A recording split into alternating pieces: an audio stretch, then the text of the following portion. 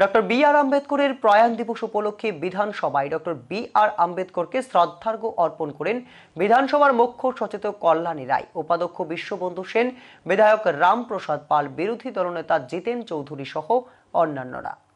ভারতের সংবিধানের জনক ডক্টর বি আর আম্বেদকরের আজ প্রয়াণ দিবস। আজকের দিনে বিভিন্নভাবে সংবিধান প্রণেতার প্রতি শ্রদ্ধাঞ্জলি অর্পণ করা হচ্ছে। একই রকমভাবে রাজ্য বিধানসভা এবং তপশিলি জাতি কল্যাণ দপ্তরের উদ্যোগে এক আয়োজনের মধ্য দিয়ে বিধানসভা ভবন প্রাঙ্গণে ভারতরত্ন ডক্টর বি আর আম্বেদকরের প্রতি শ্রদ্ধাঞ্জলি অর্পণ করা হয়।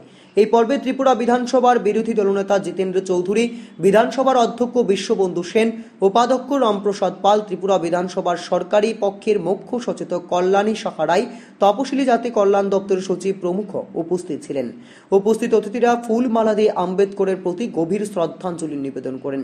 নিজের আলোচনার মধ্য দিয়ে ত্রিপুরা বিধানসভার বিরোধী দলনেতা জিতেন্দ্র চৌধুরী বি আর আম্বেদকরের প্রতি শ্রদ্ধাঞ্জলি জানানোর পাশাপাশি আশা প্রকাশ করেন সকলের সম্মিলিতভাবেই আগামী দিনে নিজ নিজ কর্মপন্থার মধ্য দিয়ে আম্বেদকরের দেখানো পথ অনুসরণ করে সামাজিক ন্যায় প্রতিষ্ঠার লক্ষ্যে কাজ করবে।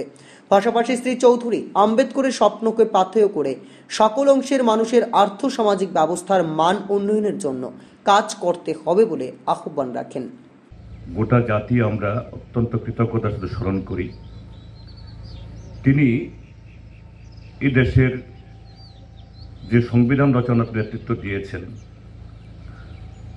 তার কথায় তিনি বলেছেন সেদিন, আমি এই সংবিধানের মধ্য দিয়ে এই জাতির রাজনৈতিক স্বাধীনতার পথ খুলে দিলাম।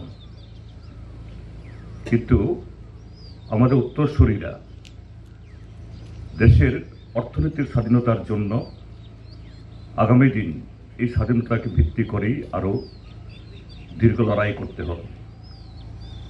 সে লড়াই আমাদের জারি আছে।